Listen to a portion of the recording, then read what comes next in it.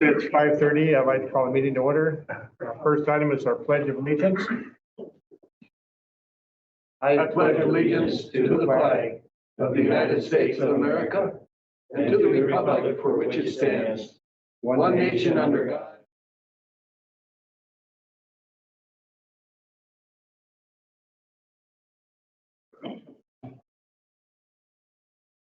Vice Chair, please read our mission statement. The mission of the Marshall Public School District is to educate, support, and prepare all learners for success. Thank you. Need a motion to approve the agenda. I'll second. Any additions? Hearing none, please vote.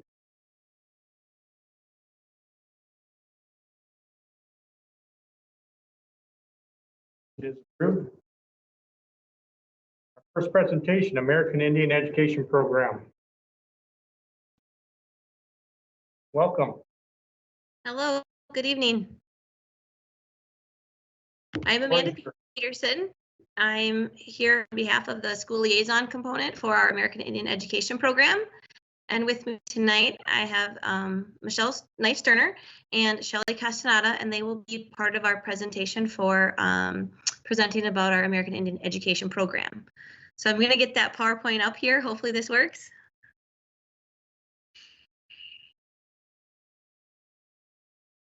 So far, so good.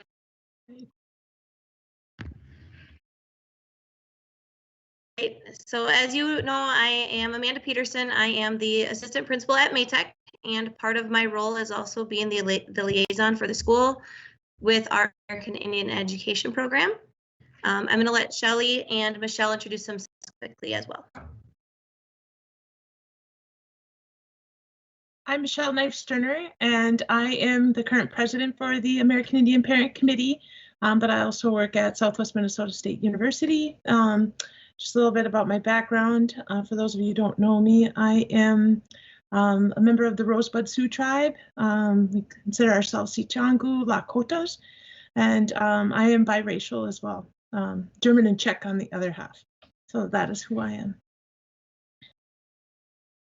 I am Shelly Castaneda. I am just a member of the American Indian Education Advisory Council. I'm a member of the Red Lake Ojibwe tribe. I'm also biracial as well. I'm not sure what the other mix of my other background is. It's a wide variety. I also run the Big Buddies youth program here in town. So I'm very interested in our youth in the area as well. So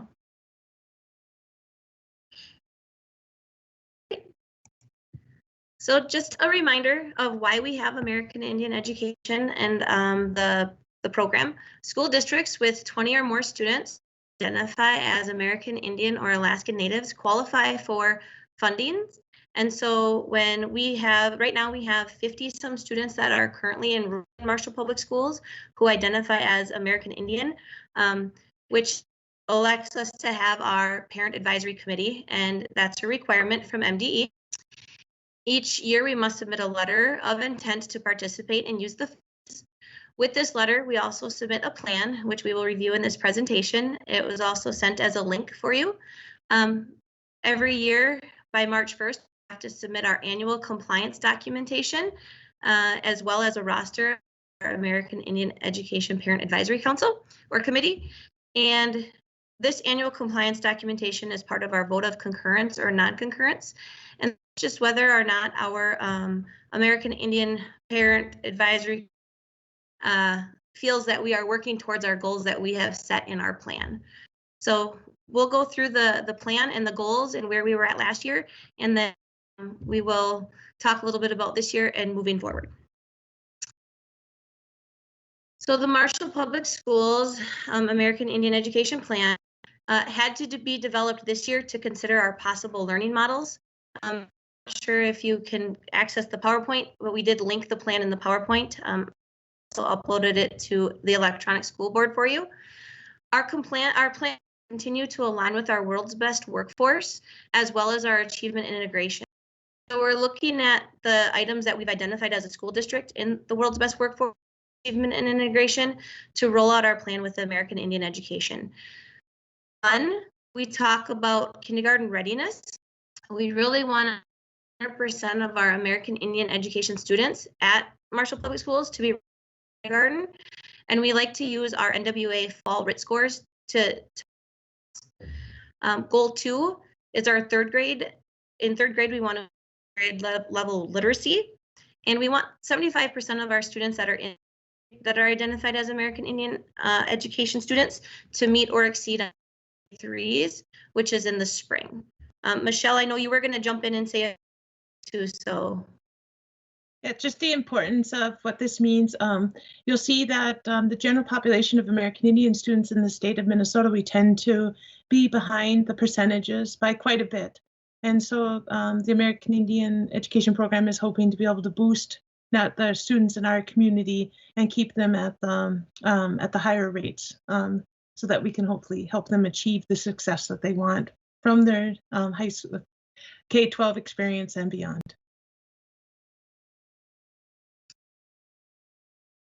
Goal 3 is tied to closing our achievement gap. To get 100% of our American Indian education students in grades 3 through 8 and to meet or exceed our MCA reading assessment in the spring. Goal 4 is college and career readiness. We have 100% of our American Indian education students in grade 12 indicating that they career ready based on the college and career readiness survey that we out in the spring.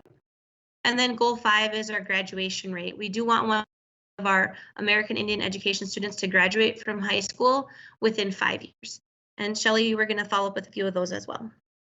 Right, and again, this is all in attempt to make sure that our American Indian students are meeting the goals and criteria. Like if you look at graduation rates for American Indian students in the state of Minnesota, it's sitting at about 55% based on a 2018 study, compared to that of 85% of just students in the state of Minnesota. So continuing with helping close that achievement gap and helping our students get graduated, and hopefully moving on to college as well, or the career choice of theirs after they graduate. We also believe that the goal number 4 is of utmost importance, especially for students who are coming from poverty or first generation aspects. The opportunity to be able to be on campus or to learn about different jobs is limited, and it's based on what their parents' knowledge is. And so by providing them with opportunities to explore and experience different college and careers, this will hopefully elevate them and help them be prepared for what they choose after they graduate.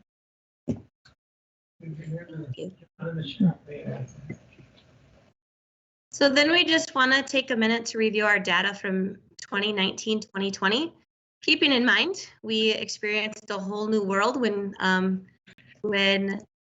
oh no, I lost it. Sorry. When the pandemic hit, we had to really rethink some of our goals for this year, and that's why MDE asked us to think about our 3 different learning models in designing our goals for this year. So we were able to get our goal data from the 1920 school year on our kindergarten readiness. We did not meet this goal. We had 0%. We only had 2 students in kindergarten identified as American Indian, and they were not able to indicate that they were ready based on that fall NWA assessment. However, in the 18-19 school year, we wanted to include that data just because last year's data was so different with our pandemic. We did have 1 out of our 2 students identified as American Indian that were able to meet the fall NWA assessment score. The 3rd grade literacy, the goal was based on the MCAs, and because we did not take the MCAs last year, we did not have to administer them. We don't have data on this, but we do recognize this as an area for us to continue to grow in. In 2018-19, again, we saw half of our students in 3rd grade who identify as American Indian were able to achieve a meet on the or exceeds on the MCAs. Thank you. The 3rd goal to close the achievement gap. Again, MCAs were affected last year. However, we did want to point out that in 18-19, again, we had that 50% that were proficient in grades 3 through 8 and 10 on the MCA reading. And this was increased from the spring of the 17-18 school year So we did see an increase in our numbers of students passing the MCA from the 17-18 school year to the 18-19. Goal 4, in the spring, a lot of things changed really rapidly, and we were not able to get out that student survey. So again, data wasn't collected, but when we talked to our 11th and 12th graders who are American Indian education students, they do feel that they are college and career ready. We offer the Ramp Up program in high school and at Maytech. And so our students are getting a lot of college and career readiness skills through that program. So in that survey, 100% of our students too said that they felt they were ready. Data 5 graduated high school within 5 years. In 18, we didn't have any 12th graders to include in the data, including our 5th year. However, last year we did have 2 students, and one of the 2 students did graduate, and it was their true senior years. That other student has 1 more year to complete to still fall within that 5-year range. So the big reason we are here tonight is about our annual compliance overview. It's part of Minnesota state statute that requires us to have a committee. Every year, the committee must have an annual vote or not the district is compliant in following and working towards the achievement of our plan. If for some reason in American Education Parent Committee would feel that it's not compliant, a resolution would be sent to the school board, and then we would towards those goals.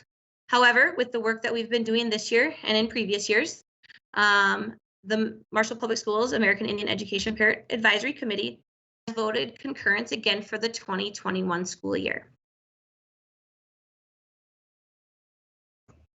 Okay, here we have what we've been using our funding uses for, and you'll see that we've been providing our students in the K-12 setting with tutors for support. We've hired in the past different liaisons to work with our students and in specific areas and what are needed, as well as in the after-school program.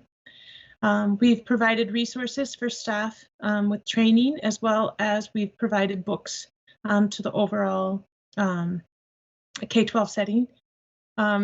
The student resources, and those are very important things as far as students being able to identify with different pieces of literature that they find and see that they can gain more information about who they are. And hopefully this will provide them with enough background to help them feel good about who they are and help them want to work towards success after seeing maybe a role model in the book. We have been looking into language apps. It was one of the things a couple of parents have mentioned to us. And so being able to allow the student to have a language app according to what tribe they belong to on their computer and device so that they themselves can start doing learning. And there's a lot of different things. There's a lot of initiatives with different tribal groups as far as this is going on around the United States. And so we're hoping to be able to find one that's really fluid and works well, and it can serve more than one language group. Because we have students that are Ojibwe and obviously the 3 dialects of Dakota, Lakota, and Nakota. But we also have students that are Navajo, Dene, and I know we've had some other students that talk about being from like the Northwest Coast. So a variety of different languages, so being able to be fluid with that and having them have access to that. And then again, I can't emphasize enough the support for college. Working at Southwest and being in Indian education pretty much my whole career, American Indian students, it's a 1% that basically move on to college, and that has a number of factors and a number of reasons behind it, which could have its own PowerPoint presentation on for quite a bit. But we really want to support college, have students understand what the FAFSA is and how it's accessible to them, opportunity to visit college, help them with applications, as well as assessments. And the application process goes from everything for any fees, things like that they have, making sure they identify with different American Indian support groups on the different campuses here in the state.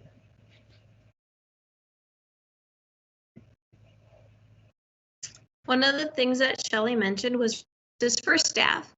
And every year staff are, not every year, every 5 years have to renew their teaching license. A part of that is the cultural competency, different cultures. And the American Indian Education Program, committee members are working hard to help support MPS to complete this. And so Shelley had done a capstone, but it was a capstone project about boarding schools. And Michelle has also done presentations for the school district. So I don't know if Shelley or Michelle want to share anything about those two opportunities that you offer for our staff. Shelley, did you want to go first?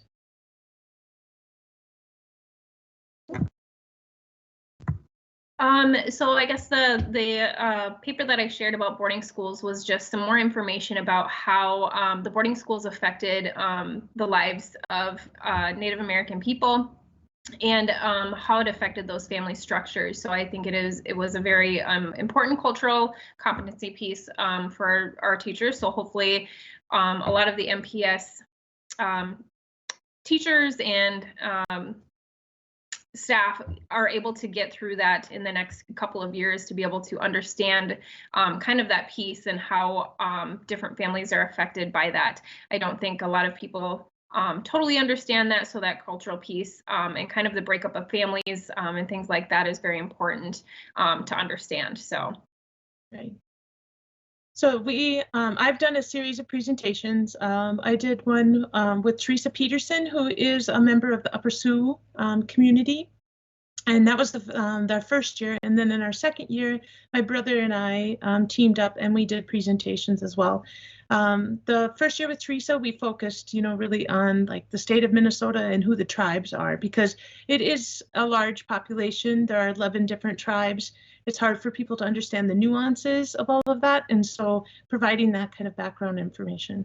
Then when my brother and I did the presentation, we focused on just kind of some of the nuances and different cultural norms and values that American Indian people have and how they can contradict with Western society, and talking about how that could play out in the classroom. But we also did introductory talking about things that people may not know if they're not from a tribal group, like that there are 556 federally recognized tribes in the United States. And so what does that mean? And this all plays a part too in helping our students, because the more students know about who they are, I believe the more it helps them be successful. They'll have a sense of pride of who they are, and there's representation involved in all of that. So those presentations were geared around that.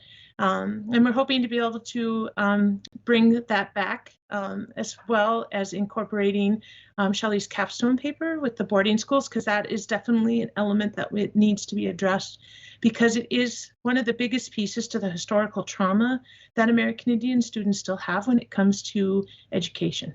And that, even though it's generations, it's been one or two, it still impacts how parents, grandparents view schools and how they view the education community. And that's one of the things that we need to address and be able to work on in order to provide and bridge those gaps that we were talking about with our goals.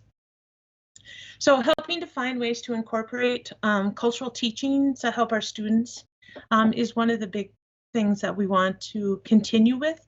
And I believe that even with COVID, that we've been doing a pretty good job of providing some opportunities. Of course, we would like to enhance that and have it grow. And hopefully, in the years to come, there'll be more people up here representing, and maybe even some students that will be able to participate in this presentation, because I believe that's who should be talking about this presentation, is how this program will impact them. But we are in the beginning stages, so we will get there. And then last year we do some spring events, and Shelley, I think, is going to share a little bit about the spring events and planning. We try to bring our families together. And so Shelley, are to share this one.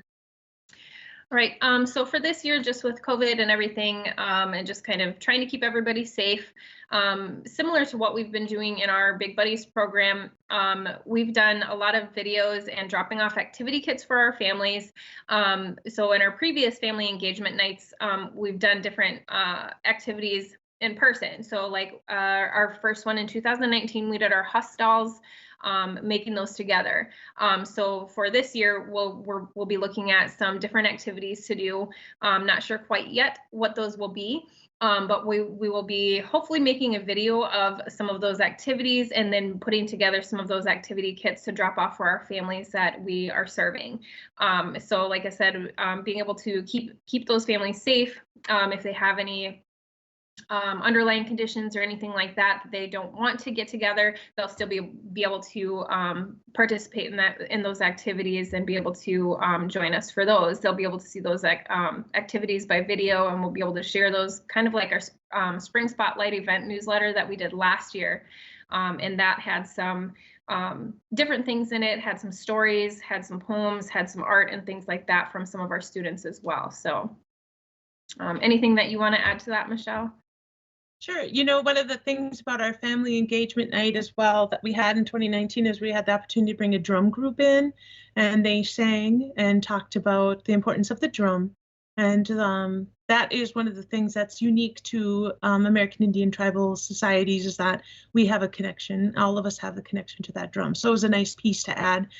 So with what Shelley said, we're just going to continue to add to that and highlight different cultural aspects that are really important as far as understanding the subtleties of the different tribal groups. And we're really looking forward to the opportunity to share those things with our K-12 students. All right, now we have, if you guys have any questions for us, I'm going to the presentation. Hopefully I did that right. And have any questions for any of us? Questions? Do our numbers fluctuate much, or do they stay about the same, or have they been about the same as far as American Indian students? I may So have. go ahead, Michelle. Do you mind Go repeating the question for me, Amanda? Because I have ever hearing aids, so I don't hear well. So They were asked about if we had changes in our numbers, if they changed very often. okay. We did discover that last year there were that we had marked in our federal codes that we had about 20 students in our MARS data that were indicated as American Indian. And when they marked themselves as multiracial, some discrepancy there. And so the numbers have increased based on fixed, and we've been working with MDE on that. Previously, the way documented, it had been pretty consistent in that around 25, 30. But now that we've been able to fix this, we're more in the 50s range with our. And so, and when we look back and we compared to the previous, look at those students that were listed as multicultural or multiracial, seeing that it is pretty consistent in that 50s range. So.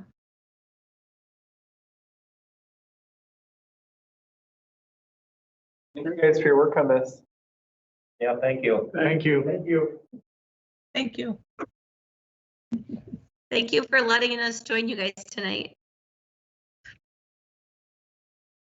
Thank you. And on to our consent agenda, a motion to approve. In a second. Anybody have any questions on the consent agenda? I would just like to recognize Marcia Ivers. She has announced her retirement after, I don't know how many years, at least 35. 35 here at Marshall Public Schools. So just recognize and thank Marcia for her years of service here. Other comments? Remember, vote.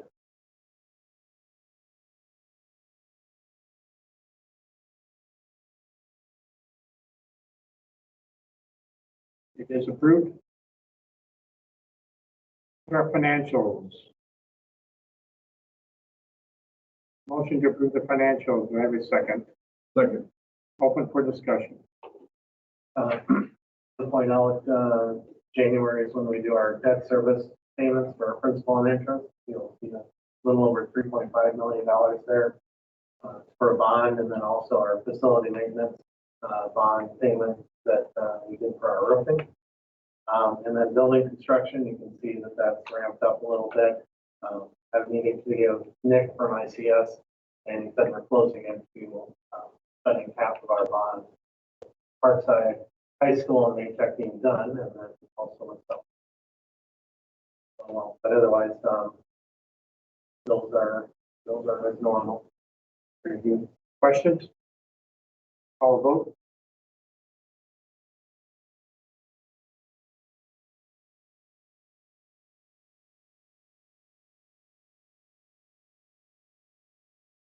Is approved. Anything else with financials? No, just like each time we go for these, the second page, I kind of encourage the board to look at, especially the general fund. We're a little ahead on revenue, a little underspending on expenditures, which is good. And then if you look at the bottom, it gives you the net general fund of where we are compared to where we're budgeting, and compared to previous years, we're doing well. We're still there are deficit spending, but we're close to what's budgeted. Questions? Board forum, board members. Anybody have anything they'd like to bring up?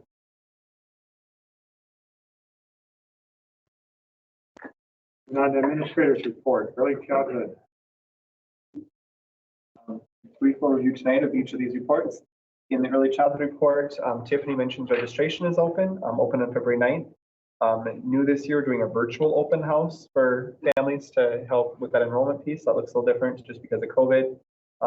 We have, within the first few hours of opening that, we got 59 registrations. So even though it looks different this year, registration is going really well with that. I met with Tiffany today and she's really happy with the numbers that come in so far.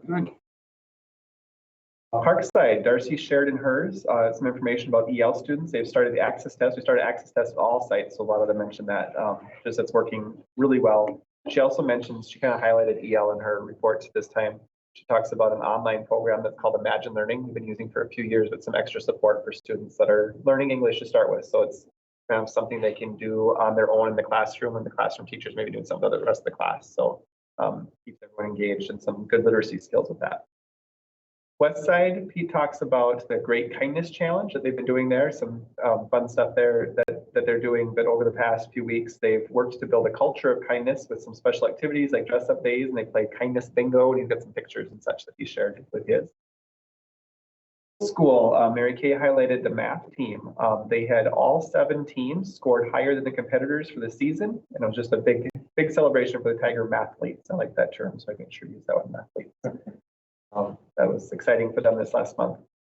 High school, it is registration time. So counselors, that looks different this year too because of COVID. The counselors and Mr. Jones have been over at the middle school. I know meeting with 8th grade advisories and helping get that passed out, and kids are starting to do registration for high school there. It's been a big piece. It's going really well with the new process. High schoolers will do registration the week of March 2nd. So getting those 8th graders, there's just a lot more questions at that level. So parent of an 8th grader, I've seen that come home, and it's there. I'm sure you saw it at home too. It's a big thing. Maytech, Amanda talks about second semester. She had 12 students transfer into Maytech because of credit recovery needs. So some big influx of kids there. So just kind of setting some new things there, getting new kids going there. Currently at 44 students enrolled in Maytech, plus they have 7 students that are enrolled in Learn at Home through Maytech. So the numbers are looking up in that program. Activities, Bruce Remy talks about Pride in the Tiger Foundation. They recently invested in the Daktronics video board. I think we talked about last time. I want to make sure we didn't miss highlighting this because that's a pretty big deal. If you haven't seen that at the high school, I encourage you to get over there and check that out. Pride in the Tiger paid for it, and it's hung, and they've got that all figuring out all the details of how to run it. But that'll be a nice addition that Pride in the Tiger gave to the school for that South Gym at the high school. Special ed, Jackie talks about summer school. It's time to start thinking about that too, even though it's 30 below this morning when the late starts because of cold weather. They can start to plan for summer school. The extended ESY program is for students grades are age 3 through age 20 or through age 21. Some special services for students that qualify through their IEP. They're putting some pieces together for that, and then of course the regular summer school working on as well with other programs. Director of Teaching and Learning, Beth talks in hers about some curriculum programs that she's working on. So ag, business, industrial tech, and tax and social emotional. They're in their year 3, so they've got some new curriculum they purchased that they're starting this year. So she's working with them on implementation and any missing pieces or trainings needed with that. Math is currently in year 2. They're finishing some researching of new materials, doing some piloting when they need. And the end of this year is when math will be updating. Tough year, and it's a challenge to certainly deal with all the changes through hybrid stuff too, but they're going through picking out some curriculum there. Some updates that we'll see for next year within our math curriculum. No major changes, but some updated pieces.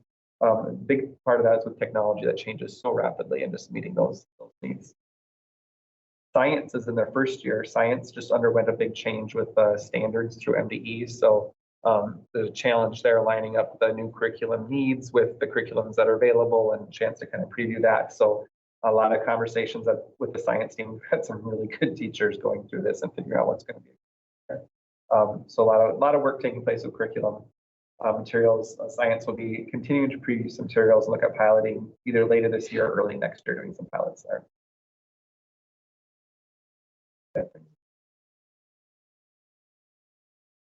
Couple of things here. Our Tiger Wellness activities are going on. We have the biometric screenings available for staff the last couple of weeks. Currently in February, we're doing a walking challenge called Outbreak. It's pretty fun. I think it's getting a lot of attention. I just want to say a special thank you to Jill, Aurora, and Tricia because they put a lot of work in getting these different activities put together. Talked a little bit last board meeting about the bill that was introduced again this year about trying to get us to tax-free, tax-exempt on our construction materials and supplies. February 4th, Jeremy and I testified to the Senate Tax Committee, and then last Thursday we testified to the House. Want to thank Senator Dames and Representative Studinsky for helping us to introduce those to the tax committees and also to the board for showing their support. Got some good responses from some of those members. They definitely heard us. We'll wait to see what happens there. Construction, there's a lot of drywall going up, which is fun to see. They're taping, and it's just really starting to take shape. The cooler and freezer delivered to the kitchen, so that was pretty exciting. Have had several meetings last couple of weeks. One was the transition meeting, in which we had Darcy, Jeremy, Peter, Leonard Grenagher, Warren, Todd, and Tiffany involved because there's so many pieces to this with so many buildings. We do have a budgeted amount for having a moving company help. So we contacted the local Quest. We also contacted a couple of companies that ICS has recommended that actually does school. That's their specialty, is moving different. Next couple of weeks, we'll invite them down, show them the areas, and then we'll get a bid price from each to help us out with that.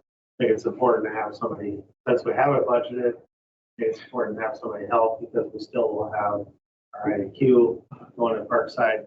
So they're going to need some help from additional custodians for cleaning, plus the movings.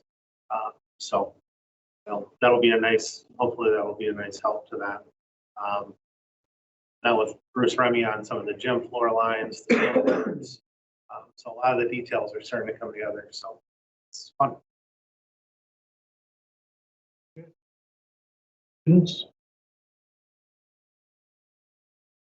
Right, they had conferences on February 1st. They will be on February 26th. They're back. They started this week.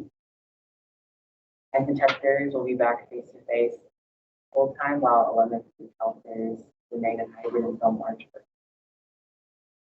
West Side, on the February 2nd and 4th, there are conferences. Middle school on February 9th and 8th. Grade conferences. 5th and 6th graders will be starting face-to-face full-time. I'm guessing this week. And then 7th to 8th graders will remain in hybrid until March 1st. ATAC, they have been face-to-face all year. 2 CNA classes started this semester, And welding and art classes also started this semester because art and so I talked to Miss Peterson like a few days ago or last week, and she also wanted to add that there were 2 winter graduations. Also adding to the students that came in to raise that. Good, thank you. I have a question of you two. I know that Mrs. Stelter informed you that there are scholarships available to the School Board Association. Hope you two have applied. I'm Good. getting there, yeah. Good. I'm getting there. I'm glad. We're proud of both of you, so. To our return to learn. Highlight a couple things with that. Certainly today, we started back with full face-to-face for grades 5, 6, and 9, 10. So excited to have that. And March 1st, everyone's back full face-to-face. Our numbers remain consistently low with the spread. We got a lot of good mitigation things that are working. Some additional things are taking place in the schools, as we talked about, just to make that happen. But really excited to have that taking place. Question, Jeremy, with regard to the vaccinations, have the majority of our staff had their vaccinations? We've had a lot of staff, so I don't have an exact number because we'll collect names and pass them on. So I would say we did a survey, Tricia, was it last week? Probably we did that survey out, and there were still 60 staff members total. That's including our bus drivers, taught her, Greater Minnesota, the extra ones. We had about 60 people that still wanted it, and we had an additional 24 doses available this week. So we're getting really close. Good. Yeah, for staff that isn't required, but staff that are saying they're interested in getting it. Yep. A lot of staff have started getting their second round now last week, that second round clinic from. So if anybody, have any opted out to continue to work at home that you're aware of? We have some that have not fully returned, but by March 1st, we're looking at a full return with staff as well. Okay. Yep.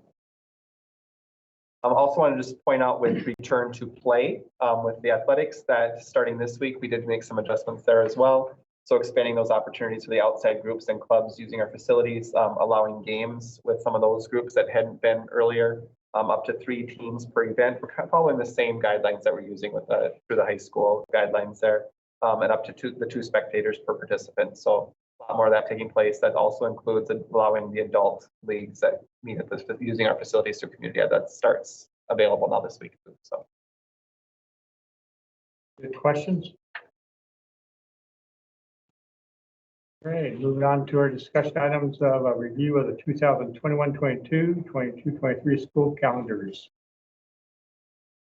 Just share a couple things with that. We had our committee met recently, and we reviewed the calendar for 21-22. Those calendars are posted in the agenda items as well. Just a couple things to point out with one for next year. Really, the layout of the next year's calendar, things just fall on nice days for next year. It was probably the least discussion around a school year calendar I've ever seen in those meetings, and I've done a lot of those meetings now. So that was nice. Looking at start date of September 7th, Labor Day falls early, so that the start date looks good. Graduation is on June 3rd. We've got that highlighted on the calendar as well. All the breaks and early dismissals, quarter dates, end dates, we got those laid out, and the committee was comfortable with the dates as presented. So later on, agenda item, we'll ask you guys to approve that for next year. We did build in some potential snow makeup days like we've had in the past in the calendars. Not sure we're going to use them going forward with the distance learning option we now have, but at least for next year, we're still going to leave them there and kind of see how things go. Just not sure, not knowing exactly how it's going to fall next year. We do have a draft 22-23 calendar we're proposing as well. We won't ask for approval on that one. It'll just remain a draft until this time next year, but for planning purposes, want to have that available for families as well. Good. First review of policies 524 through 529. Any comments? There are no significant changes in any of these policies this time. Moving on to our action items, Marshall Area Child Care presentation and recommendations. And I think we'll have the presentation before we have any motions. Welcome. Hello. Am I up? You're up. You're up.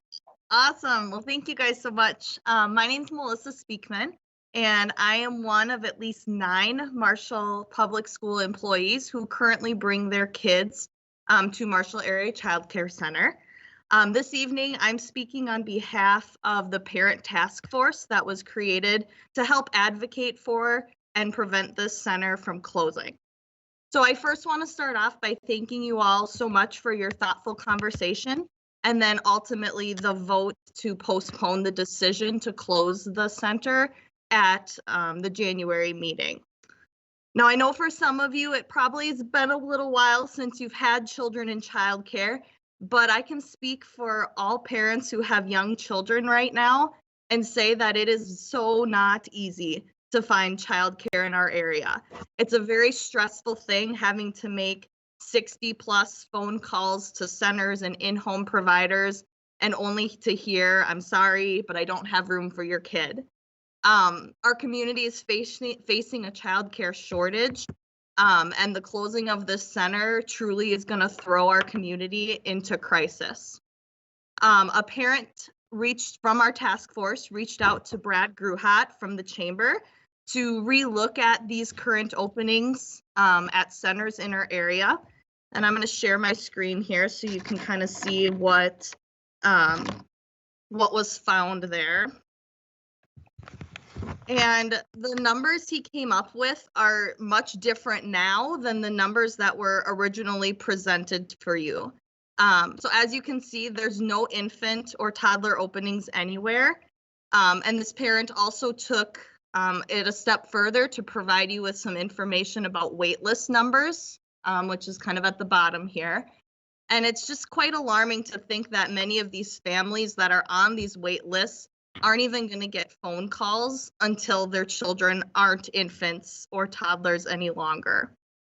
The parent task force has put in many hours of emails, phone calls, and meetings that have brought in local experts and community partnerships into this conversation. And through these conversations with the experts, who you'll hear from in a little bit, there's a number of budgetary options that haven't been explored yet to keep the center open with our current quality and caring staff, but are also financially sustainable.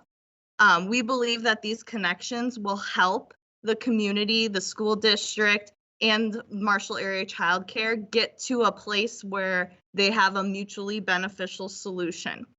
So next you're going to hear from Scott from the Southwest Initiative Foundation, and then followed by Jessica with First Children's Finance. And these two professionals are highly experienced and passionate about helping the district find a solution to keep the center open without incurring the significant costs that we've seen in the past. So on behalf of the Parent Task Force, I again want to thank you for your thoughtful conversation. And we just ask that you please consider this information as that's being presented to you as you decide the future of Marshall Area Child Care. So I'm going to turn it over to Scott now. Thank you, Melissa. Mr. Chair and members of the school board and staff, I'm Scott Marquardt with Southwest Initiative Foundation. I'm involved in our economic development programs, business finance, entrepreneurship, and also childcare. For those of you that may not know us, we serve the 18 counties and 2 native nations of Southwest Minnesota, and we're grateful for the time to be with you tonight and with the parents group and also with Jessica. I'll keep my remarks short. I know you have a heavy agenda and we want to allow plenty of time for Jessica, but as Melissa spoke so eloquently, and you'll hear from Jessica too, there is no issue that communities contact us more frequently about than childcare and its impact on workforce retention and community vitality.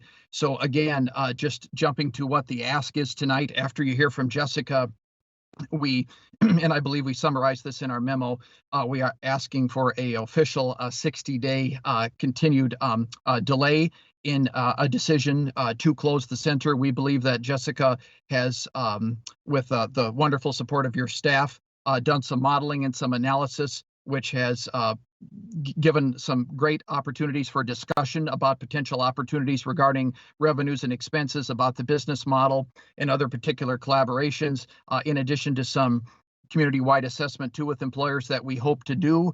As I framed in my letter, we realize that that is a big ask for you, so that with a facility that has been losing money. So we wanted to provide some commensurate financial compensation. If you'd be so inclined to help with your analysis and other costs to do that.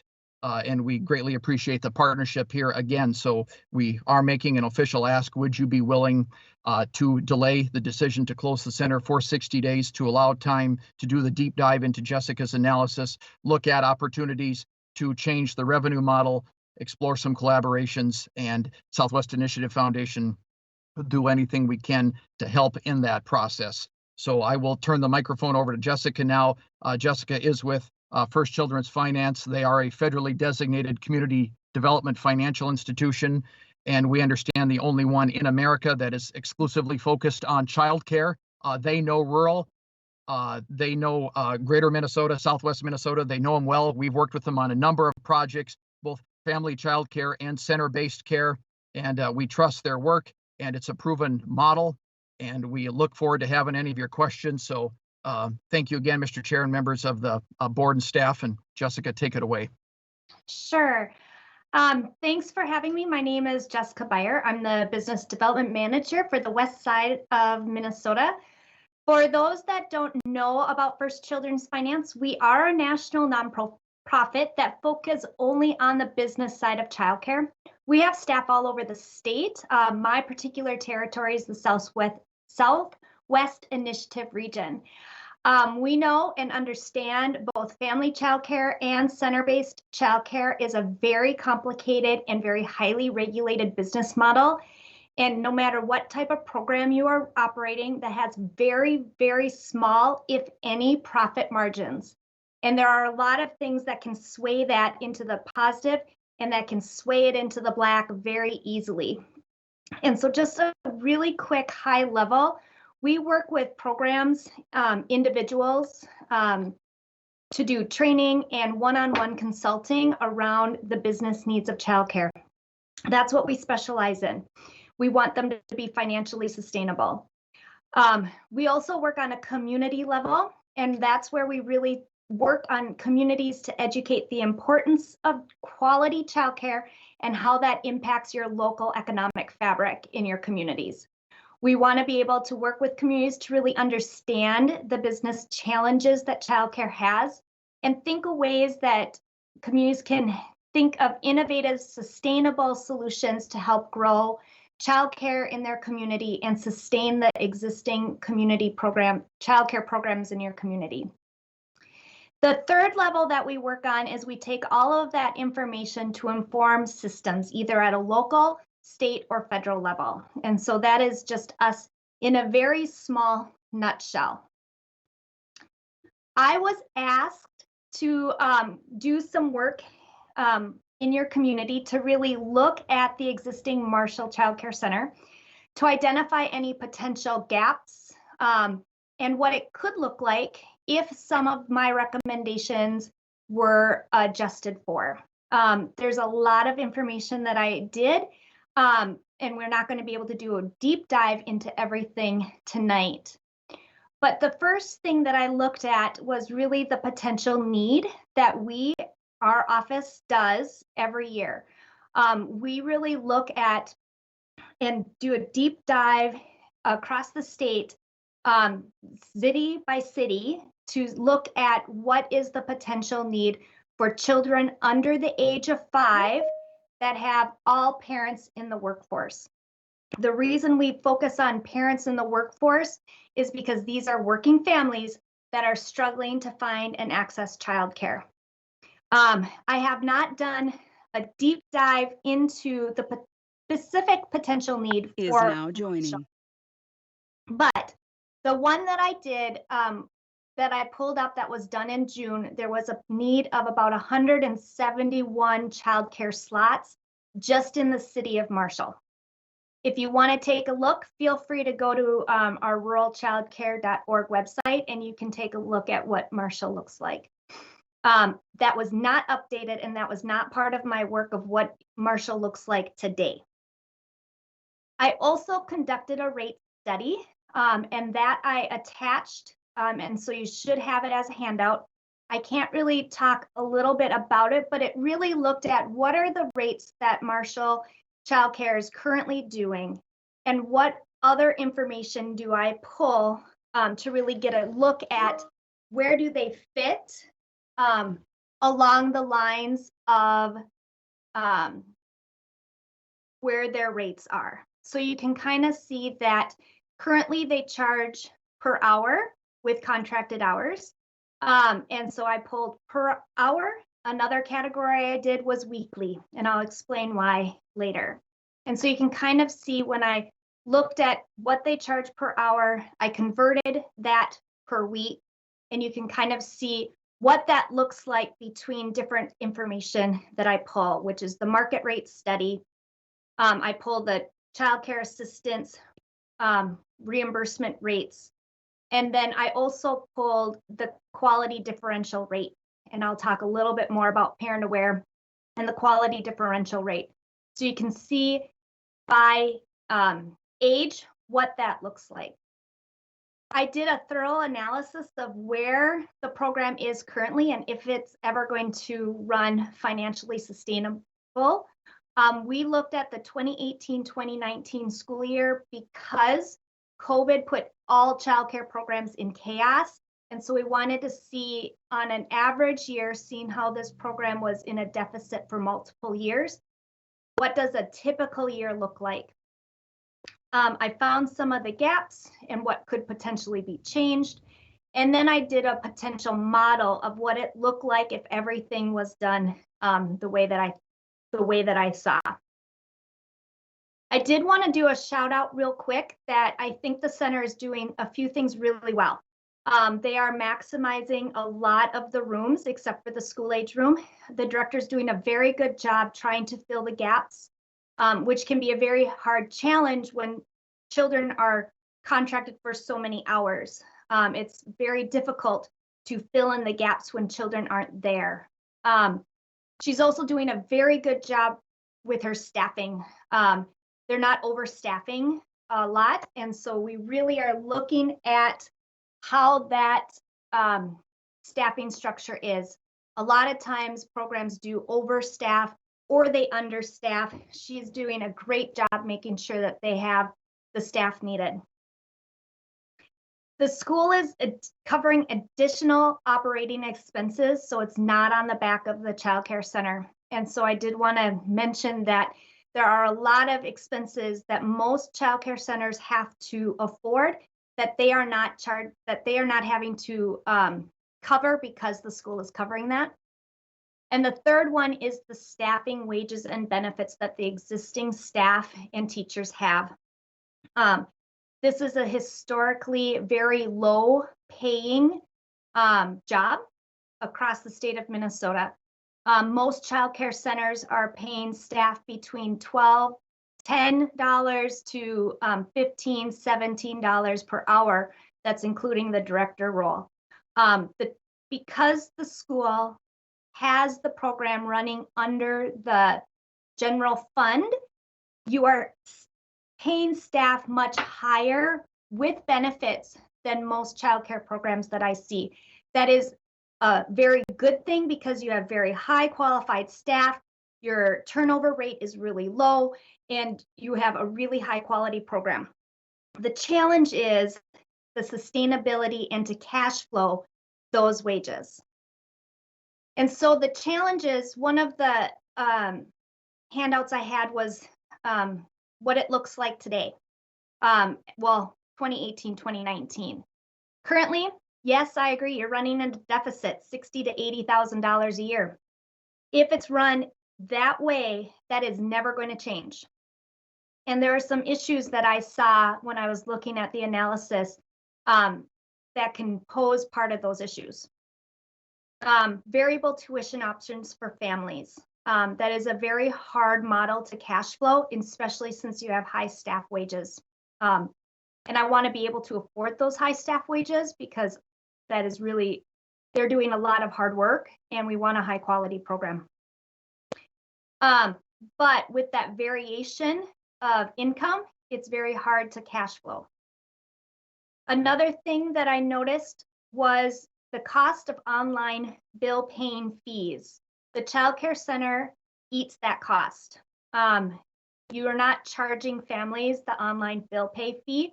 That was about $6,000 to $7,000 of potential income that the school is covering. Another one is the days that the school are closed. They're approximately closed 18 school days, which is about 4 weeks total. You're paying the staff, but you're not receiving that income. So that's about a month's worth of income from every family that you are not receiving. And that can have a big impact on your bottom line. Their school age room has really low enrollment. You're at 5, and your enrollment is could be up to 15. Another thing I noticed is that they're not participating in programs such as Parent Aware, which is the quality initiative rating for the state of Minnesota. It's a 1 to 4 star rating that is completely voluntary. It is like the star rating is not like a hotel star rating. When you have a 1 to 4 star hotel, if you go to a 1 star, you may have bed bugs when you come home. It really is like a military star rating. That 1 star rating is a lot of work above and beyond licensing regulations to ensure quality. And the financial benefit is that there are grant dollars to get a star rating. And it does help parents that are in low income to now afford the program that you're offering. We know that the cost of this program is higher than most. We saw that in the rate study. But by accessing higher CCAP reimbursement rates, if you're a 3 and a 4 star rated program, parents can also access early learning scholarships that would really help offset the cost of care. And so you might be able to open up those families that are not accessing this program because they're not able to afford it. Another program that I noticed is the food program, but because it's run through the general fund, you're not able to access the food program that would have you be able to get reimbursed for some of those meals. And then there aren't any additional fees or grants or other partnerships that are helping to offset the loss. And I do see in many communities that childcare centers, because the smaller the center it is, the harder it is to cash flow, that they do have partnerships in the community to really help offset that loss.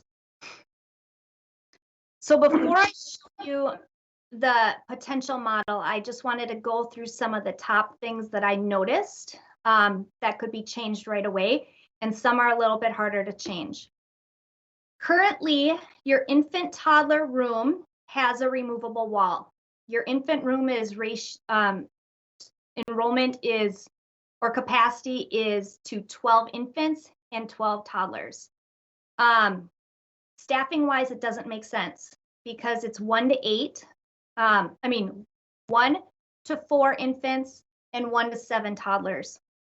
And so by reducing your infant room to have capacity of 1 to 8,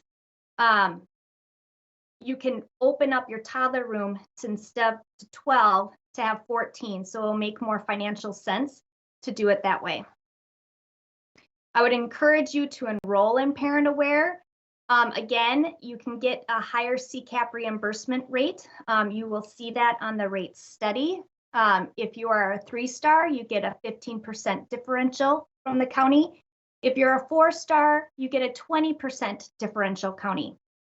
The grant money that is available is about $3,500 per rating. You get rated every 2 years. They have other additional grants to help support the quality cost of programming as well. And then you would have access to Pathway 1 and Pathway 2 dollars.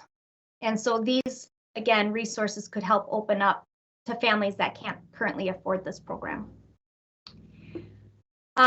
One of the biggest changes that I thought that I would see is that most childcare centers that are attached to a school, and I've looked at over a half a dozen in depth, is they're run through Community Ed. I believe in Marshall it's called Community Services. By having it run this way, it allows for more flexibility in staffing, starting wages and benefits. You're not locked into the general fund contracts. It will also allow that childcare program to be open all the time. And so it's very hard for full-time working families to be able to have 4 weeks off throughout the year because of their work schedules. And so by having them open all day, you have that flexibility as well. You would also have access to the food program. Currently, you are charging families for meals, and theoretically, you could still charge families for meals and still have the food program to help offset the costs, and it could help increase income streams to your program. And like I said, most programs are really run through the community ed because of that flexibility factor. Another one, I would look at changing your rate structure. Currently, you are charging per hour and parents contract hours. I would suggest that you change from hourly to weekly. It's a mindset that changes.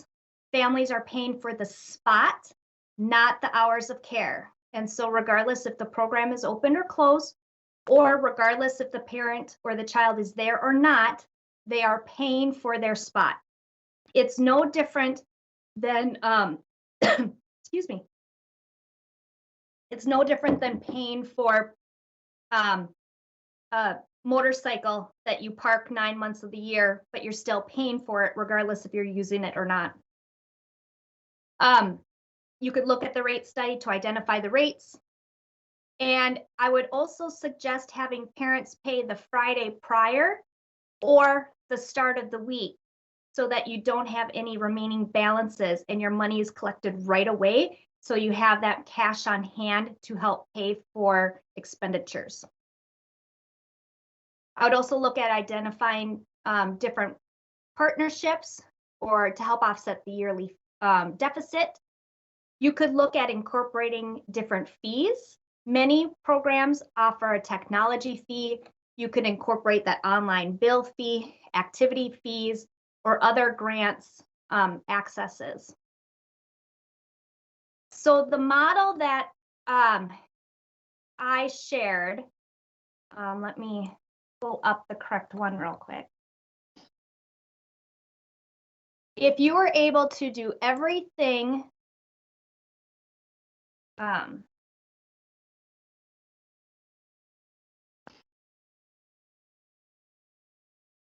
okay, can you see an Excel spreadsheet?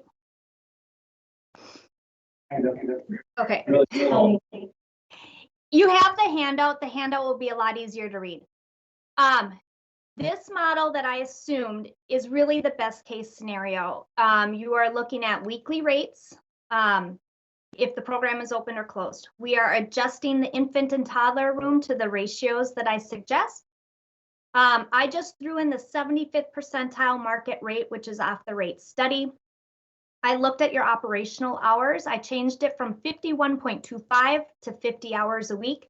When I looked at the children's breakdown, there wasn't a kid at 51.25 hours. There was one child at 50.25 hours. All the other children were well below that 50-hour mark.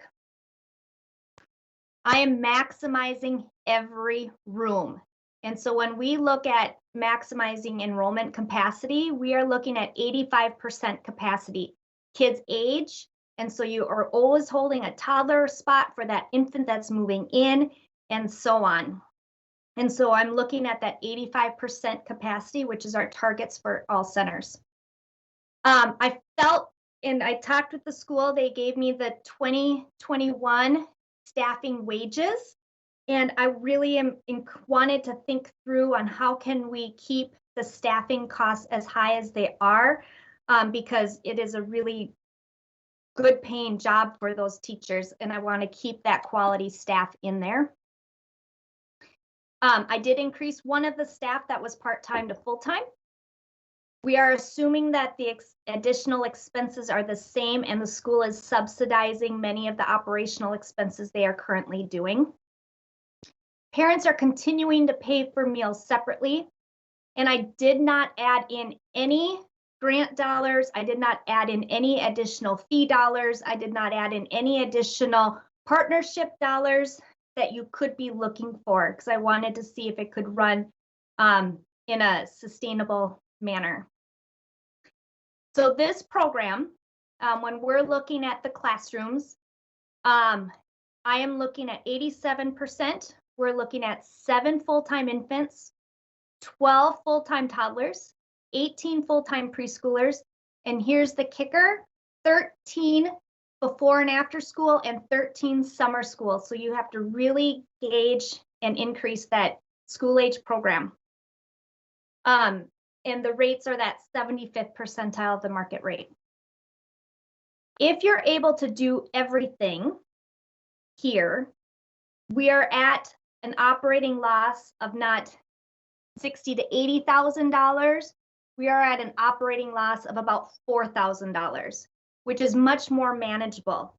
Again, even if you had parents pay the online fee, which is $6,000 loss, you're now at a kind of a break-even point. Okay.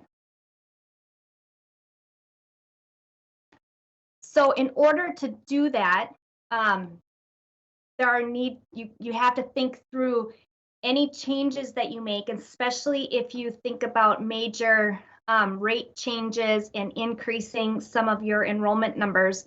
You really have to get at how can we target market our efforts. And so you would really need to think through marketing strategies and messaging to existing parents, the changes and why and what's benefits from them and for new families, because you need to increase your toddlers by a couple, but then you really need to grow that school age program. And if you do some of this, you have to prepare for that J curve. So there are going to be programs for parents that will drop off, and you're going to have to find ways to build that enrollment back up. So you have to kind of work on that marketing. The best way to think about it is the messaging. If you go fishing and you throw a hook out into the lake and you don't bait it, you're not going to catch any fish. And so when I work with programs, it's really that, what is the bait on the hook? And depending on what you want to catch, depends on the bait you use. So if you are fishing for walleye, you're not going to use a worm, you're going to use a Rapala. If you're fishing for bass, you're not going to be fishing in the middle of the lake trolling, you're going to be finding rocks and trees where they habitate. So marketing is very similar. And so you'd have to really come up with some of those strategies.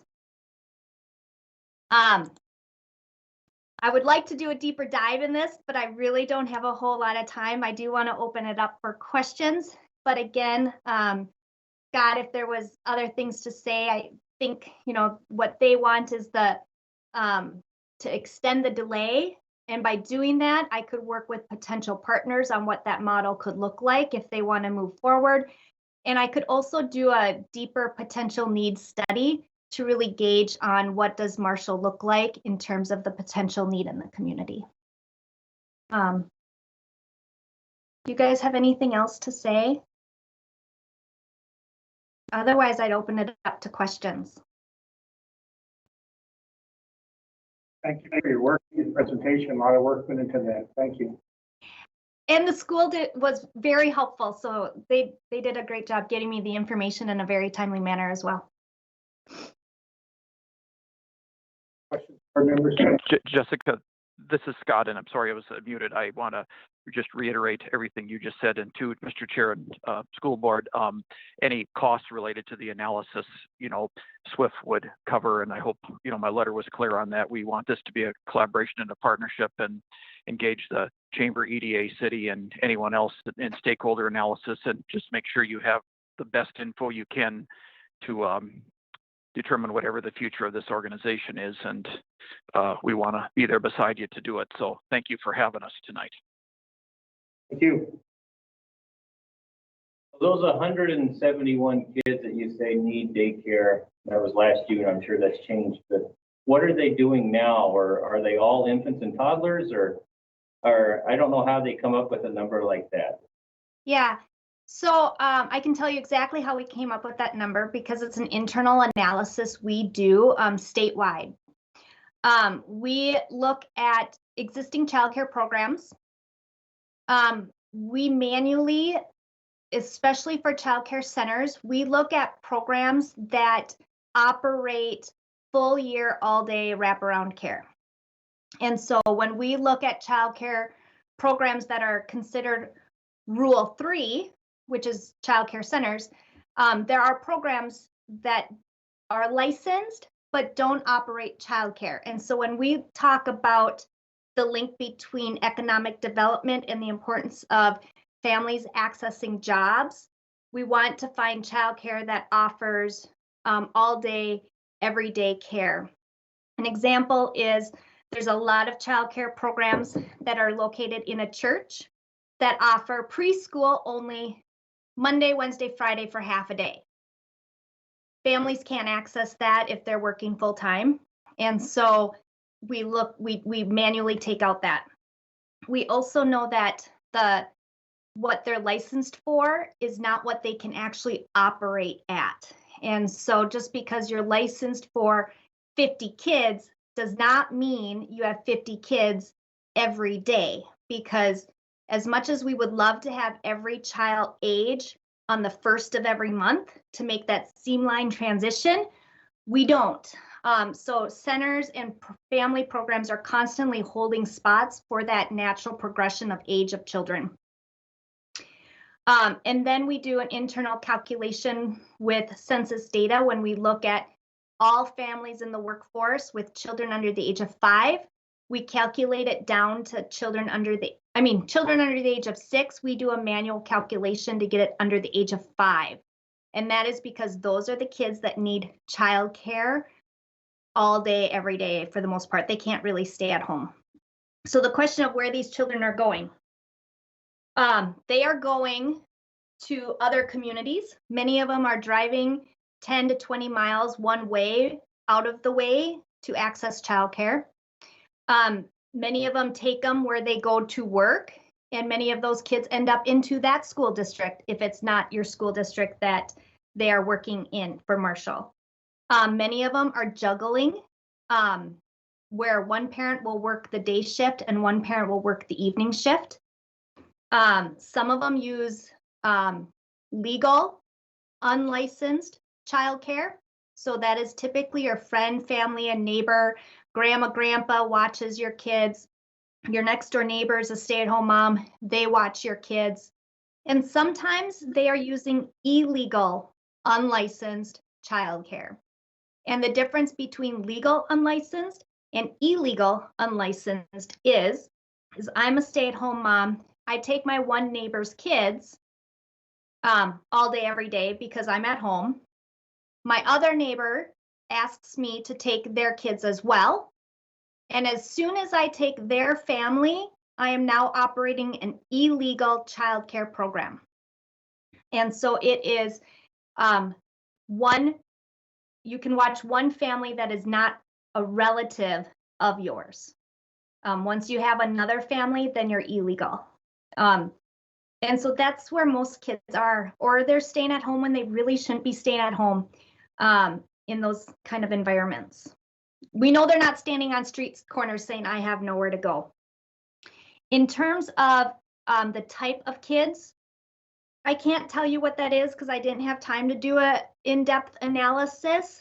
But when we do community supply-demand gap analysis, we look at different levels of data because school district boundaries do not align with city boundaries, and city boundaries don't align with county boundaries. So we look at multiple levels of data, and then we do a percentage. We have a calculation that we do to really get at what does the percentage infant, toddler, or the rest of them are preschool to school age. And so I can get to that percentage. I didn't have time in the few weeks to do that. So if this is extended, that is something that I could do for you as well to really get at that potential need. So does that answer your question? Thank you. You bet. Members, any other questions for? Jessica, just out of curiosity, you mentioned in your presentation that a lot of the programs are running through community education. Mhm. Are those other communities or those other schools that are involved, are they running their community education programs, or is it a city community education program? I would say your community, the more I learned from Deanne about how it is structured, is different than most that I've worked with. Out of the half a dozen that I have worked with closely, the community ed is under the umbrella of the school. And so it's a different financial bucket, but they're still the keeper of it. They're a community ed employee, not a general fund student teacher. And so that is kind of where you get the differences of, having the school, I've had programs where the center is located right in the school. The school closes, the center's still open. The school has the buses that go home because of snow days, the center is still open. And that's because it's run through not the general school, but it's ran through community ed. Because those parents are still working.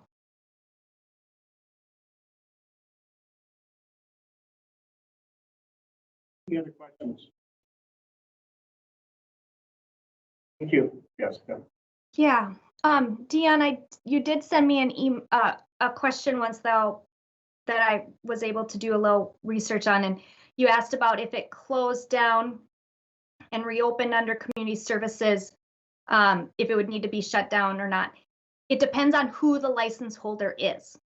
And so if the school district wanted to move it to the community services, if the school district is still the license holder, I don't think you would necessarily need to shut it down. Licensing doesn't care where the money is coming from or what general fund or what budgetary aspects it is. If the license holder is going to change hands, then it would need to close down and reopen. But since it's a licensed space, that process should be relatively quick. How long is that license process if it did change? I have friends in OIG, so I can say, can we push this through real quickly? I would say no more than a week for something like this. But don't, I can't guarantee that because I'm not part of licensing. We could give you 2 weeks. With our joint powers with the city, we shouldn't charge a change.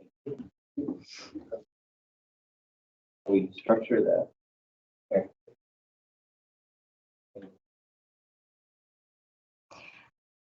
I guess there's options, and the part of the 60 days is to really explore some of those options, because how it's being run currently right now, if nothing changes, you're not going to do a difference. It's not going to be ever financially sustainable. So what kind of changes could be made? And so how could that look like? Mr. Chairman, I'd like to speak to that if you're ready for some action. Historically, the Child Care Center was begun in 2000 at MECLA. And the purpose at that time was to provide child care for the children of 2 moms who were in our alternative high school, first priority, so that they'd be able to get a high school education, to finish their education. At that same time, we had a couple of staff members at MECLA who paid for child care. And that was started under Dr. Tappert. Primary purpose is to help the kids, young mothers, to have daycare so that they could finish their high school education. I am aware of the research that Deanne has done. We are not mandated by the state as a school district to provide child care. We have done so with the primary purpose to help young moms, first and foremost. My understanding from the research that Deanne has done, the other school districts that are, other than their partnerships, school districts that have assumed childcare are operating in the red. We are, over the last 6 years, over $300,000 in the red. That comes from our general fund. Our general fund supports our main programs pre-K through 12th grade, staffing and curricula and program. We have had to take from our general fund to offset that. Now, when I look at that, $40,000, that's 7 teachers. And 2 years down the line, we've all seen the budget, state budget forecast. 2022-23, we are to be 1.273 billion in the red in our state. And each of us sitting here as board members know the first people to get hit are school districts and colleges and universities when that takes place. I have a deep concern. We cannot continue to operate in the red. $4,000 would be great. I don't know how that would happen, Jessica, given the current circumstance, without some major changes. Partnerships need to take place. Some people have to step up to the plate. And I know that both Jeremy and Dion have met with several of our players, and none of them have stepped up to the plate to say, we'll help pay the bill. So my concern is, and I understand the request for the extra 60 days, and I appreciate all the information I've had from all the parents. I've been in this district since 1981. I'm committed to our kids and to our people and our parents. But we can't continue, given the forecast, we can't continue to operate in the red. And that's where I'm at. You know, the additional 60 days that you requested, Jessica, and the parents and Scott, I think it would be fine. But I'm just putting that on the table. What's happening in the forecast for the state, with our current being in the red for the last 6 years, over $300,000, taking it from the general fund. We cannot continue to do business that way. And can I interject real quick? I would say yes. I would agree that you can't continue to operate at a $60,000 to $80,000 loss every year. So my role here is how can we make changes operationally to make it look better? Now, I also wanted to maintain the quality staff and the cost of that staff. And so that is kind of where we're at. If we're looking at completely doing a major overhaul, then that is something that we can look at. But having it in the general fund is not how most childcare centers are operated within school districts. And there are lots of centers that are operated within school districts that do operate in the black. There are few that operate, there are some that operate in the red, and the ones that I see are not operating healthy business models to run a successful childcare center. A lot of school districts don't know how to operate a childcare center. And so there are things that it's a very complex business model, and there are systems that need to be in place to get it to that point. And so that was just my role is, what does it look like now? If you operate it the way you're doing it, no, you're not going to get any better. It's going to stay at this $60,000 to $80,000 loss. But that's where doing some of the things that are needed to be done to sustain that financial picture, we can get it to look better. Granted, there are things that you need to do to get enrollment up and to do other activities to get that. But it could look better by quite a bit. Jessica, if we give you another 60 days, is that enough time to show some progress? Or, I mean, if we implement new rates, say in March, like you say, we're going to lose some people right away and we're going to have to build that back up. I just don't know. It's going to take longer than 60 days to show. Yeah, I will have Scott jump in here too, but I don't think that the school wants to see the program shut down either. And so I think the idea is exploring more thoughtfully the players in the room that could do it. You know, if we're able to take it out of the general fund, that would allow a lot more flexibility to make this program profitable. And the general fund makes it a little bit more restrictive. And so what that could look like is what the 60 days could be. If you change your rates tomorrow, yeah, you are going to have families that leave because they're used to paying whatever they want and not paying for the spot. And so you're going to have to do it in a thoughtful process if you're going to make a lot of those changes.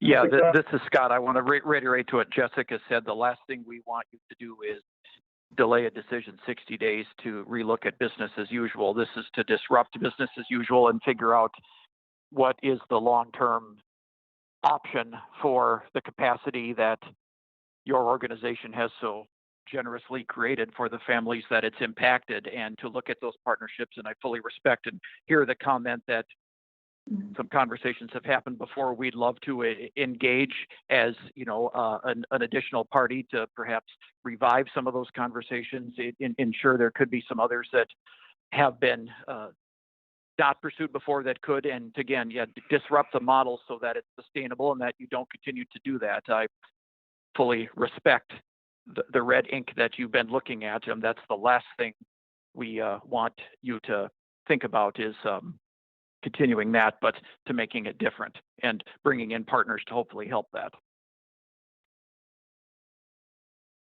Jessica, what if we, as a school, decided that at 5 months, we weren't going to run the center? That gives us 5 months to have somebody step up. If it's a partnership with the city or community services or whatever, that's still 5 months. So if within that 2 months, it still leaves 3 months to transition over to whoever's going to take it over. Is that feasible? I don't want to make promises we can't keep, but I will tell you that we will do everything we can in the 60 days to, so that you have the progress. I mean, if a different ownership structure, a different model, a different collaboration needs to make sense. I mean, Jessica's got great experience with all of those. You know, I don't have any of the near the experience Jessica does working with the models, but, you know, Montevideo, Benson, Lac Parle Valley, Dawson, Boyd, all of those run out of schools. What can we learn from them? Lessons learned, you know, ups and downs, nonprofit, public-private partnership. Again, I think a lot of those options could be explored. You know, that would make sense for types of ownership. We have experience with nonprofit, for-profit, and government-owned, and all of them have their ups and downs. We as a school board don't really like to see the center go away either. We just can't afford it the way it's run now. And we battled with this for 5-6 years. It's too bad we didn't come up to you 5 or 6 years ago. I would have wished you would have. Well, and I make a decision on what to do next. Yeah. And I think it's going to be the consensus. I'm just speaking out of line here, but the consensus of the board, we're not going to run this center after June. So we got till June to figure out what's going to happen, if it's with partnerships or whatever. We can't sustain this. Say, if we postpone our decision for 60 days, and then that only gives us another 90 days before the center closes. Either way, it's going to close the way it's run now. It has to change. So what I'm looking at is we have to make a decision what we're going to do, but we need someone to step up. We need Park and Rec to step up, community services. I talked to some city council members. They said they'd like to help out, but I don't want us to be the fiscal responsibility of running that child care center. So that's kind of where I'm at right now. I would just say, you know, we hold the community services funds. You know, and if this were operated out of those community services funds, then I don't have an issue with us operating it if we can do it in a financially sustainable model. So to say that I don't want to see the school district operating, I would maybe counter that saying operating it out of the general fund. Okay. And in its current model. I mean, I'm with Bill. We can't run it with looking at $60,000-$80,000. And we can't add an after school program. Well, we have after school programs. Right, correct. So I'm with you there. Where I think there's some ground here is they have, I mean, she said it and we all agree, we're not experts at running a daycare. None of us are. Right. And so if they have that expertise and they can bring that to the table and they can help us remodel this program so that we can run it through community services, so that we can look at ways to make the situation a little bit better financially for those families that are in our school district that are dealing with potential loss of daycare, because this affects our staff, this affects our people, this affects our community. Yep. Listen, I'm willing to learn, I'm willing to be part of the solution. I think everybody in this table wants to be part of the solution. So I guess if there's some way we can put a group together, some type of task force that includes a couple of people from the school board, maybe a couple of people from the foundation, maybe some people from the parental group, maybe some people from the city. If there's a way we can do that and we can buy ourselves a little bit of time, 60 days, to put that task force together to look at this. This is Scott. This is Scott, and your idea of a task force, we would, us and Jessica would gladly help convene that, organize that, facilitate the meeting. That's exactly what we're hoping for. We realize that there's serious, financial resources at stake here for the school and impact on the families and the businesses here. I mean, there's a lot at stake here, and we're not going to make promises that, we have the magic solution that's going to do a complete turnaround in 60 days. But if we can get conversations happening ASAP with real ideas thrown out, we would gladly facilitate those and keep it real. I mean, just check in with the administration as often as possible and ensure that we stay on track so that 60 days from now, we didn't accomplish anything, that, you have something real to look at and to keep moving on. I just want to comment. I was the parent liaison or the board liaison to the parent group. And I do want to just say a few things to thank people. Jeremy and Dion in particular, after the last meeting, they really went out and got the information. The day after the board meeting, I was contacted by SWIFT, put us in contact with Ms. Beyer. Ms. Beyer, within a few days, got in touch with the school. This worked really quickly because of people like Ms. Beyer, Jeremy, Dion, Mr. Marquardt, Ms. Martin. I'd like to give a shout out to her. She was actually the SWIFT liaison when this all happened and went. The parent group has put in an unbelievable amount of time and effort. I think there's been a number of letters documenting the hours that have gone into the research. And nobody came into this, Bill, with the idea that the school should pay what they've been paying or that that's the cost that anybody think. The complacency that's happened though for 20 years, as you said, if this started in 2000, it has created an idea that this is something of value, both to our district, to our students, to our parents, to our staff, to the 7 employees of the Child Care Center that have made a living wage and made it a career and a passion, because they are. I mean, Jessica, Ms. Beyer talked about that, about how great this staff is. And so there's all those things that went into this, but without it, there is no expectation from any individual that says this should be costing the district this. So the travesty would be coming at this today and saying, well, we're not going to explore any of these multitude of options that have been brought to the table by the hard work of all these people in the last month. Things that we weren't aware of as a board, things that haven't been tried within the district before. And I would hate to see us not at least make the effort to do that. Karen's comment about a task force comes directly from support from the EDA and from the city of Marshall and from Community Ed to come to the table to figure this out. There is very much an interest in that sort of a task force. Mr. Marquardt and Ms. Beyer generously have said they'll facilitate, they'll help. How could we possibly turn that down? If we're saying this is a great program, if we're saying there's a need, no doubt about it that there's a need. We've been begged essentially by various people in our community to not close it today. I think we owe it to everyone, most importantly the kids, probably, that we at least attend.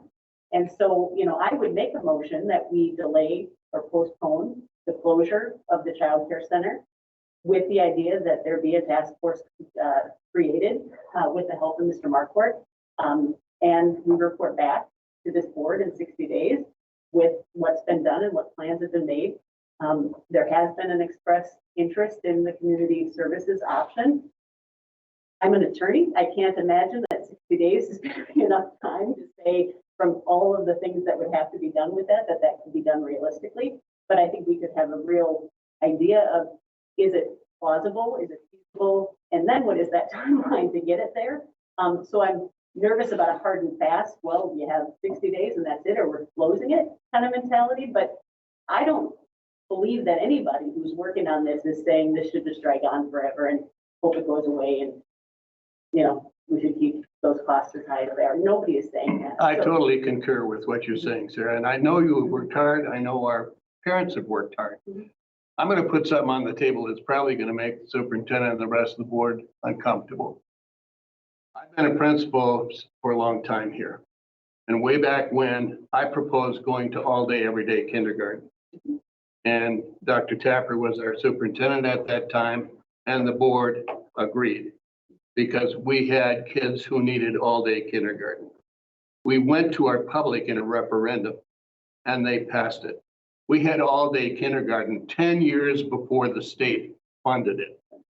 That might be something we might possibly do down the line with regard to referendum, because we're going to be short of money. We're going to get hit 2 years down the line. It might be something that the task force might want to explore. Because when childcare is like motherhood and apple pie. All-day kindergarten to me is like motherhood and apple pie. Pre-K program that we have is like motherhood and apple pie. It's all about Marshall. It's all about ownership of what we do. But grants are soft money. Each of us who's worked with grants, they go away. They come and go away.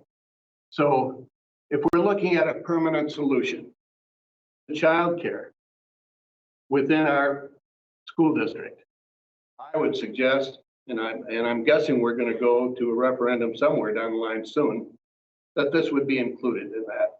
And I would hope that the task force would take a look at that. I'm for putting the task force together. I want to see all the players come to the table. You know, we've talked to the mayor, we've talked to this, to the chamber, but nobody's saying, no, I'll be a player. But maybe the task force, no, totally, to bring the task force together and say, okay, be a player. Let's put it together. You know, I haven't had one complaint saying, God forbid, the district have this cost. So to your point about the people generally understanding the importance of this facility and this this amenity, if you will, nobody is saying it's an awful thing to provide. No, not at all. It's been overwhelmingly positive. So I think I tried to make a motion about the idea that we would extend the closure conversation and put together that task force. So why don't we do that and we have to define what progress is going to be made in that 60 days. I agree. What I does think that that's look part of like? today. I'm okay with that, to extend it to 60 days, and if there's progress made, maybe we can extend it longer. But there's got to be an end date somewhere where we say if the progress, you know, where we switch to what we're going to do. Yeah, I'm not sure, I didn't understand your motion, if it changes anything that we're currently doing. Well, I think we reviewed the motion last month was postponing the recommendation for closure for today. So that's why I'm trying to. So we're just postponing that for another 60 days. Yeah, and then Postponing the closure Closure decision. So technically, we're leaving the door open till June 30. Are we not? And see what progress the task force Okay. has made. And other recommendations from Jessica, because like she said, she could probably talk about another hour for, you know. And by the way, her presentation was an hour and 45 minutes. And it's a wonderful presentation, an incredible amount of detail. I observed it and was able to go through everything. And there are some really, there are some fantastic ideas. There are some fantastic options that have not been done that wouldn't necessarily make me money, but nothing in our district is here to make money. but would bring it to a much more manageable deficit that could then be reached by, I mean, just something as simple as Parent Aware. What surprised me, and I didn't realize this, was our preschool program is Parent Aware, our childcare is not. So the disconnect of why it occurred for one, but not the other. And the grant money and funding and options, even advertising. I have clients personally who I go on Parent Aware all the time, and I was shocked to see that wasn't there, you know. So just those sorts of things, coupled with the idea of possibly moving another community ed or whatever other options there may be, if we bandied about a nonprofit or something, some of those are towards a definitive path that, yes, we're not going to do as it was, but boy, we can maybe be creative and innovative and community-driven, collaborative to continue to provide something. I don't have a problem with that. I really don't want to see it close. I just don't want us to come back in July and say that we're going to sustain another $50,000 in the hole because no progress has been made. I don't see that happening. We do have a fiduciary responsibility to our public. We are mandated to provide K through 12 education. We are not mandated to provide childcare, but we choose to provide childcare. But it can't be in the red. That's our responsibility to our public. Is your motion to table this for 60 days or? Would it be? Can you put a little more wordage in that? So we have some. We don't have anything on the Try. table yet because we don't have an action on the floor. Yeah, we don't have an action on the floor. I don't remember. So one of the things I wrote was that the board delays the closure of Marshall Erie Child Care for 60 days.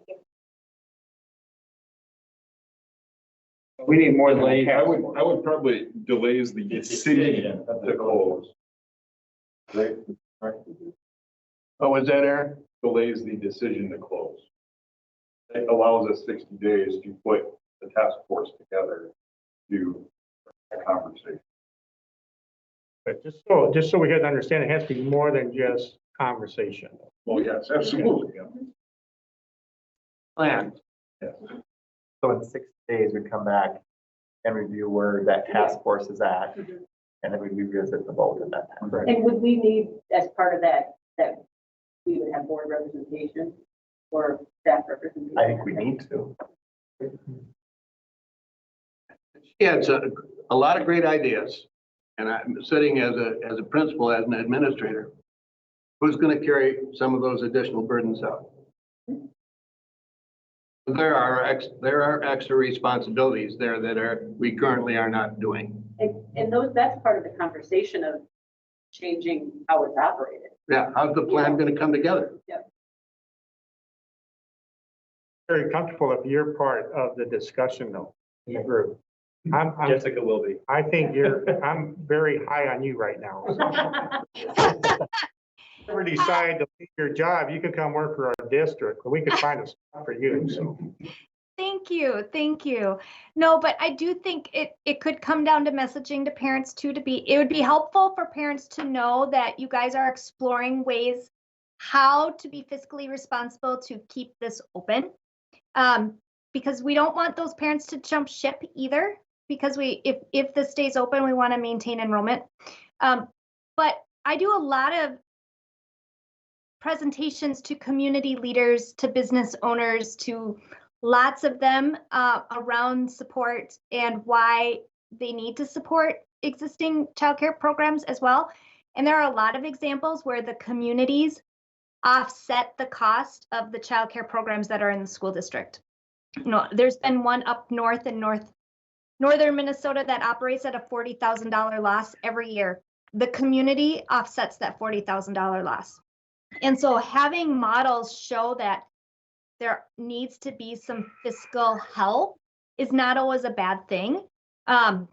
There's some in your backyard that have businesses and even local governments and EDAs that help offset the loss of the childcare centers in the school district. So I think it's just really learning that and exploring that and being able to articulate this is the business case, because to me, it rolls right down to nuts and bolts of cash flow and the lack of cash flow. And how it's being operated right now is the lack of cash flow. So that's. What is our final motion? Motion that I have on the table is that the board delays the decision to close Marshall Area Child Care Center for 60 days, giving time for a task force to be created and review a proposed plan. Would you like anything changed? It's your motion, so I don't want to put words in your mouth. That can be my motion. I would second that motion. Can I just ask one more question of Mr. Marquardt? Hello? Yes, I'm here. Would you help our board facilitate that task force in terms of reaching out to people or helping us identify those people? Yeah, absolutely. And I want to, handle the local relationships. You know the relationships obviously better than Jessica or I do. I just lived up the road in Montevideo, so it'd be easy to, if you want to have them in person or Zoom, it doesn't matter to me. And Jessica and I can rendezvous our schedules, but I'd be happy to meet with the superintendent and start thinking about a list. I mean, I think, you mentioned Mayor Burns, Brad at the chamber, Lauren at the EDA office, the city administrator, some, private industry folks. I don't want a 100-person committee, but as many stakeholders as we can to do this so that you have something to look at. Because to Jessica's point too, I know the hour's getting late, but we've seen some very interesting ways of getting this done. And I'm not saying you have to look in the couch cushions for every penny or every quarter, but framing the ask even as part of this, whether that be from public or private. So I'd be happy to work with the superintendent on right sizing this and ensuring the voices from both the consumer and the business partner and the administration is heard. It doesn't matter to me, but it's got to result in something. I duly noted. So, Mr. Chair, I just want to add, thank you to Scott for the Southwest Initiative Foundation's financial support of this too. Absolutely. We really appreciate that. Well, and I thank you for the kind words. And yeah, we take this very seriously. I mean, there's a lot of stake for the school and a lot at stake for the families. And, we're asking something of you. We need to provide something up front, and that's cash to ensure you're not losing any money. If you need to, I'll defer to the superintendent or the director of finance. If you need to get your finance people involved, your lawyers involved, somebody's got some overtime, let us know. We got to do the right thing here so that this flows smoothly. Good. I'll call the vote. Call the question? Well, let's see. We got a motion by Sarah and seconded by Bill Moso. I'll call the question. Any more comments? I'd like to have a special thanks to all who put in all the work, really, our parents and Jessica and Scott and Jeremy and Dion have put in a lot of hours. Dion's done a lot more on this than I have, I'll be honest with you. This has been a lot of hours on this part. Very good. We'll go ahead and vote. Unanimously passed. I want to identify who can help on the board with this issue. I'll identify Sarah. We need one more. Do we have another volunteer? I'll volunteer. There you go. You got two. Thanks, right there. Eric. Thank you, guys. Thank you. Thank you. Scott, we can touch base via email tomorrow about starting getting those names together too. Yeah, Thank you, I will. Thank you. Yep, and thank you all. And I'll follow up with superintendent and within the next few days or the next day or two to get cranking on this. So thank you. Okay, thank you. Thank you. Thank you. Thanks. Our next action item is approval of resolution relating to the termination and non-renewal of a teaching. Is now exiting. Motion to approve this. Do I have a second? Okay. Is open for discussion. None. Please vote.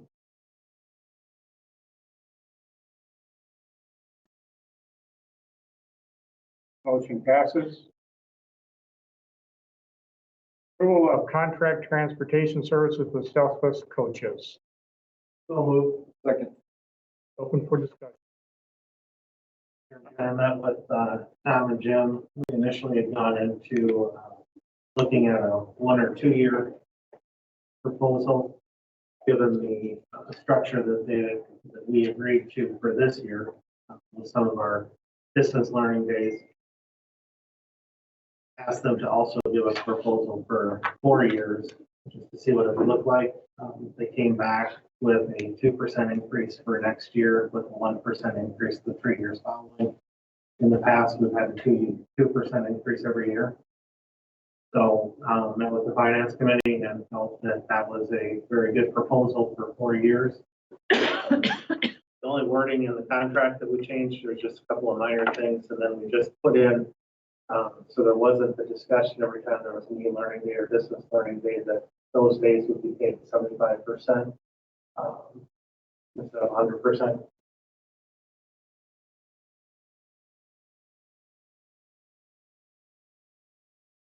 The recommendation from finance. Get any other discussion?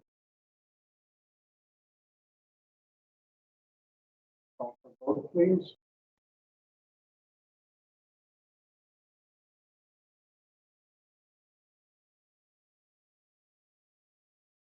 Is approved. Approval of the 2021-22 school year, motion approved. Second. Any further discussion on this? Thanks for serving on the committee, Sarah. Yeah, this one was like Jeremy said, shortest meeting ever. No disputes, no discussion. All right. That's because of the great leadership that you offered, right? Right.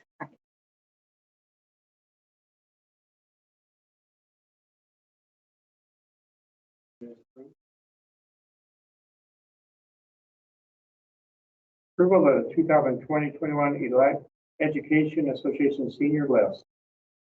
I'll move to approve that. I'll second.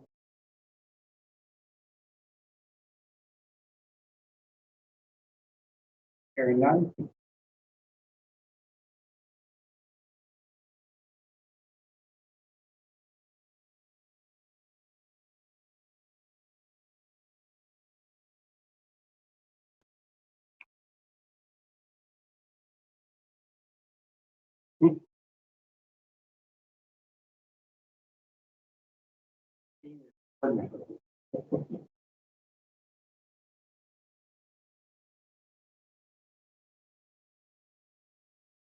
It is approved. Thank you, board members. Meeting is adjourned. Thank you. Thank you.